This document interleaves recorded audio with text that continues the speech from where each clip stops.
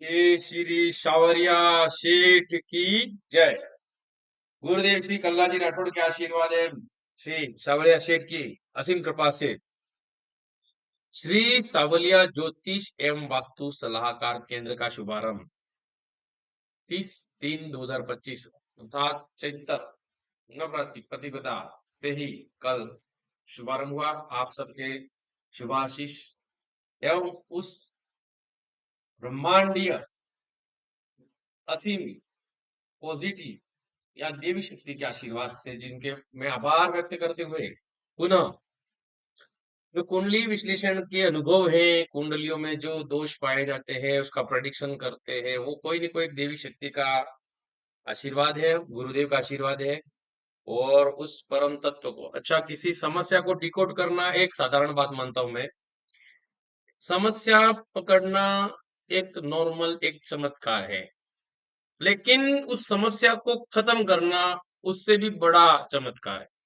तो ये कोई नहीं कोई देवी शक्तियों का माध्यम से ही होता। बाकी शास्त्र पढ़ने में तो हो सकता है, दुनिया में बहुत से लोग ऐसे बहुत शास्त्र पढ़ लिए, बहुत मुंह जबानी याद है, लेकिन जो सिक्स सीक्वेंस जो मैं केतु के बारे में हमेशा बात करता या इष्ट सिद्धि या साधना की, जो कोई न कोई आपके पूर्व जन्म की साधना हो या इस जीवन में कोई आपके पितरों में ऐसी कोई साधना करके गया हो सिद्धि, क्या आप किसी बात को डायरेक्ट कह दे प्रेडिक्शन और वो सत्य साबित हो और आपकी इस तपस्या का फल उस जातक को मिले, पर हितार्थ या लोक हितार्थ कार्य हो।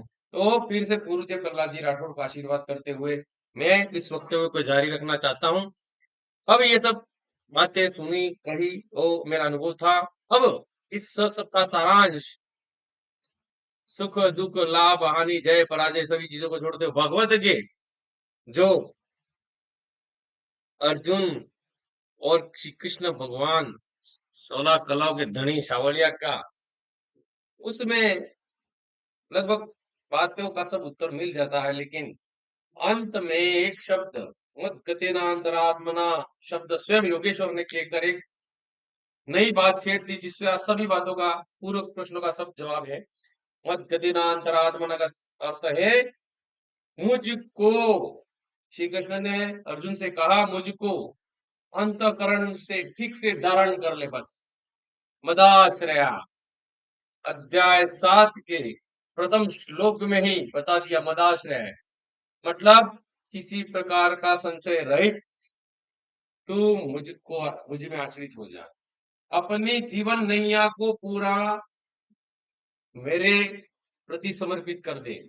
तो फिर एक श्लोक फिर आता है जब पीपल पूजन की बात आती है, वृक्ष राज जाइए, क्योंकि हमारा जीवन तब तक है जब तक ये फुसफुस चल रहा है, मतलब ऑक्सीजन आना जाना होम सोम ओम शब्द की उत्पत्ति चलती रहती है।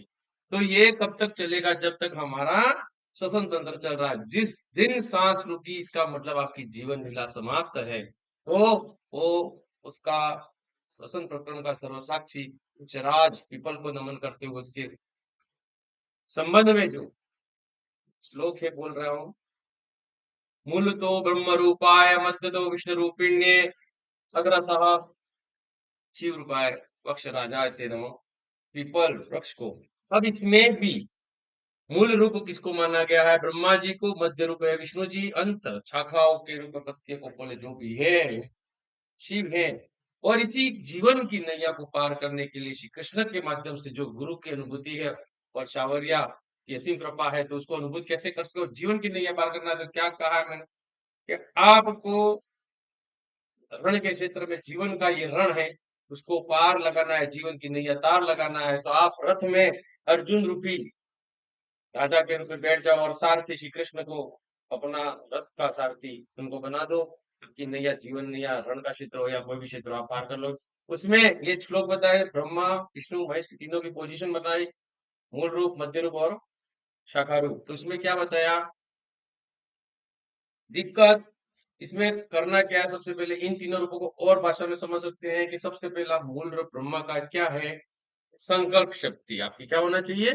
संकल्प शक्ति साधो। ये ब्रह्म रूप है, संकल्प कोई भी कार्य के प्रति संकल्प शक्ति। सेकंड रूप है उसका क्या करना? धैर्य धारण करना, विष्णु रूप में। जब कार्य आप करने लग जाते हो तो इसके लिए क्या होना चाहिए? धैर्य। अब आजकल धैर्य की कमी है, क्योंकि भागदौड़ भरी जिंदगी में अपने आप को समय देना, दिन के 15-20 मिनट देने के लिए भी समय नहीं है आम जन के पास। इसके बाद लास्ट शिव रूप है, किसको कहते हैं? समर्पण। ईश्वर के चरणों में समर्पित हो जाए। और ये हाथ कहाँ उठते हैं इसके बारे में बात कर देता हूँ। ये हाथ किसी न किसी अभिवादन के लिए जोड़ते हैं, क्षमा प्रार्थना के लिए जोड़ते हैं, या किसी की कृतज्ञता निभाने के लिए जोड़ते हैं।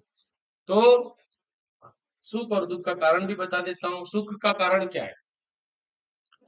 सुख वो चीज है या वस्तु है जिसे आप अनुभूत करते हो।